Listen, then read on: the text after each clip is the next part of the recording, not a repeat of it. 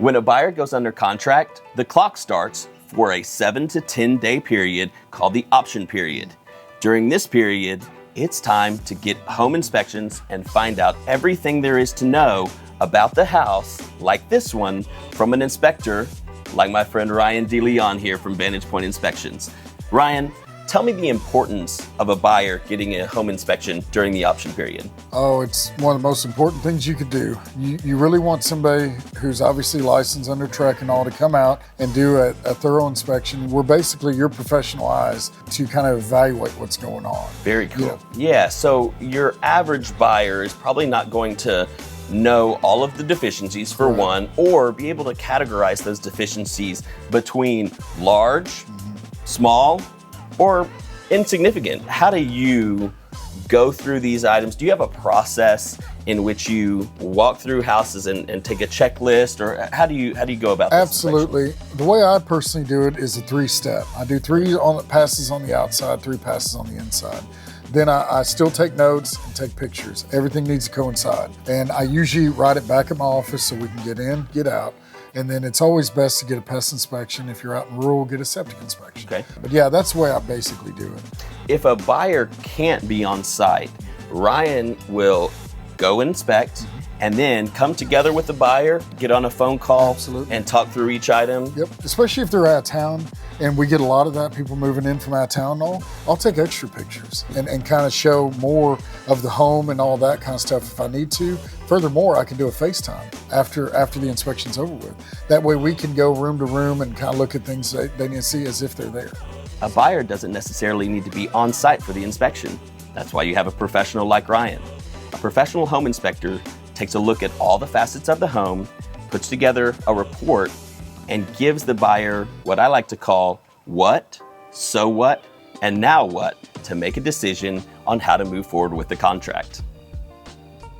The first thing that you see, that I see when we walk in, are some of these settlement cracks, if you would. So buyers tend to know that big scary word of foundation, right? Foundation issues, yep. Yeah, so foundation issues can be a deal killer, right? But this house, because it's built in 1955, is on pier and beam. Will you tell us a little bit about the differences and maybe the consequences of being on pier and beam versus being on slab? Absolutely. The thing is, the foundations, a lot of foundations will have movement and settlement. Some normal, some a little bit more than normal. The thing is with a pier and beam is they're easier to repair sometimes, especially if there's accessibility underneath. They can just come in and do some work. I do see we have cracks here, but we've already had this foundation looked at. So with that, you kind of do get a sense of security with it in the regard that they come with somewhat of a warranty. One thing that is great about a home inspection for my buyers is that they get to plan out and prioritize repairs if necessary. Many times buyers want to do some work. Sometimes that's cosmetic, but oftentimes an inspector will find something that may be put ahead of the cosmetic work. So there are some musts and some maybes. That's right. So this bedroom would be a great example of textbook type movement and signs of movement and cracking. We got some above the doors, some in the middle of the wall, stress cracks, ceilings, and above and below windows. So all that would be a great indication of the foundation work that's been repaired, and this is what you kind of expect before the sheetrock gets repaired. Let's head to the kitchen. I see these blue and red lines here on the wall, right? Right. I don't see any copper lines. This is PEX, kind of the new age and the new era in plumbing. That's right. Tell me a little bit about PEX.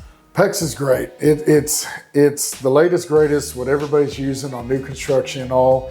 It's great in the regard that almost anybody with a little bit of knowledge can just get some snap rings and put them together. So it's a lot more cost efficient and everything else. So, and there's no sweating involved like copper and all that. Okay, so let's talk about copper or cast iron pipes that you see in a lot of houses, especially homes of this age, right?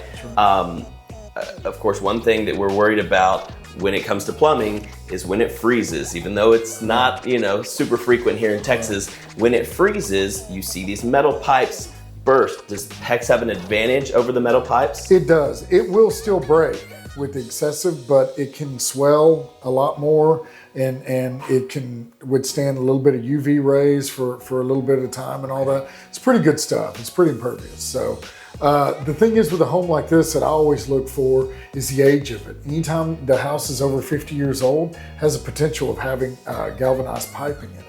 And with that, it only has a 50-year shelf life. Okay. So, and now it doesn't mean that every time it's over 50 years old, it needs to be replaced. There's conditions with soft water, hard water, and all that. I've recommended plumbers to come out, and they come out, the house is 57 years old per se, and they say it's fine. So I kind of leave that up to the professional, but I want to bring it to their attention.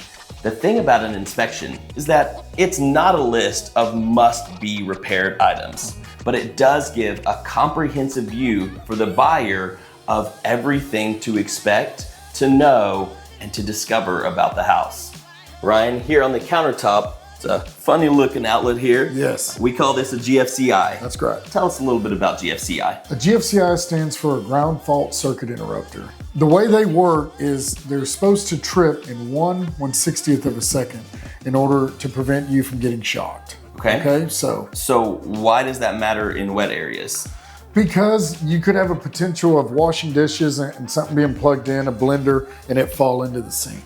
Therefore, it would trip and prevent you from getting shocked. Okay, so that makes a lot of sense. That's right. It makes a lot of sense. So I know in some inspections that you've done for Haus Realty clients, there aren't GFCIs on the countertop because the code has changed. Is that right? That's right. Code originally started out where they weren't required. Then they were required, I think, 3 feet from a sink basin, then 6 feet, and then now all of them. So I went to a new construction the other day and they had the refrigerator hooked up to a GFCI. I recommended changing that out. Okay. You don't want your refrigerators or freezers on a GFCI just because they could trip, therefore ruining all your food. So when you see an item like GFCIs on a countertop that was in compliance when it was built, but has now become out of compliance because of an updated code, what do you suggest to a buyer in that circumstance? As far as the GFCI go, I would always recommend they bring it up to today's standard, just for more safety. This is a good example. We've got one here, but I haven't checked to see if we've got a GFCI over here on the right side of the sink. So if this one wasn't, then I definitely would recommend having that updated as well. Okay, now what are the buttons and the lights here on the GFCI? You have a test button and a reset button. What those basically do is you're able to test them right there at your finger, or if it does get tripped, you can reset it right there. Very cool. So that's something that a homeowner could do if it gets tripped. Absolutely. Very cool. That's good to know. And they are required in kitchens, bathrooms, exteriors, and garages. Okay, so anywhere that is normally wet or has the potential to get wet. Like a wet bar, that's correct. Okay, very cool, very cool. We're out here on the back of the house checking out the electrical panel, which appears to have been updated. Ryan, what do you look for when you're inspecting an electrical panel? That's a great question. There's a lot of different facets to these. It does look like it has been updated. It looks like we got a 200 amp Eaton breaker panel. A couple things I'm always going to write up or look for is any labeling. We don't have any labeling here. I do see it as a 200 amp service, but whenever I look up at the overhead lines, they appear to be 100 amp wire only.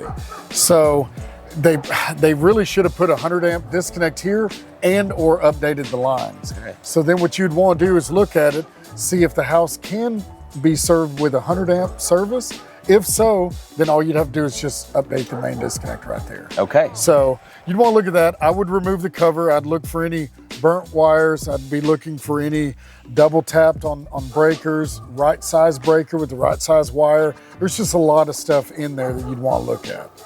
So with the electrical panel, just as every other item, it's the what, so what, and now what. And an inspector like Ryan can take you through that. First off, Ryan, thanks for being here with us today. My pleasure. At the end of an inspection, or when you finish an inspection, what are the next steps? Next step would be for me to write out a detailed report with pictures, comments, and everything. If the clients aren't able to be here, I usually will call them and go over everything with them and answer any questions they might have. Best thing to do after that is wait for the report. Let's all review it. If anybody has any questions, call me. I always have my phone on me. Okay, and then that's when I step in. I will discuss with you, my client, everything that resulted from the inspection, what it means for you, and the next best step moving forward.